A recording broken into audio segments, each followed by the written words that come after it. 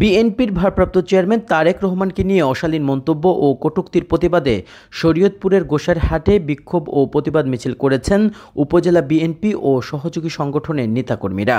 শনিবার বিকেল ৫টার দিকে উপজেলার সাবেক ছাত্রদল নেতা বাপ্পি পেদার নেতৃত্বে বিএনপি ও সহযোগী সংগঠনের নেতাকর্মী মিলে দাসের জঙ্গল বাজারের বাস স্ট্যান্ড থেকে একটি বিক্ষোভ মিছিল শুরু করে।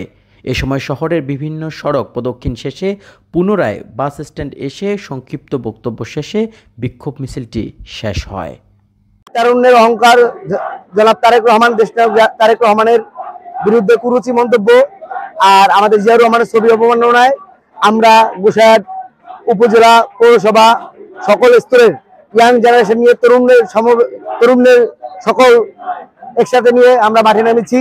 আমাদের এখানে ছাত্রদল, যুবদল, শ্রমিক দল, স্বেচ্ছাসেবক দল সকল দল এখানে উপস্থিত আছেন। ইনশাআল্লাহ আমরা সকল তরুণ সমাজকে নিয়ে আজকে মাঠে নেমেছি। আজকে ওনাদেরকে প্রতিবাদ করে দেখিয়ে দিব যে গোসাইরহাটের মাটি বিএনপির ঘাঁটি, গোসাইরহাটের মাটি তারেক রহমানের ঘাঁটি। বাংলাদেশ জিন্দাবাদ, জাতীয়তাবাদী দল বিএনপি জিন্দাবাদ।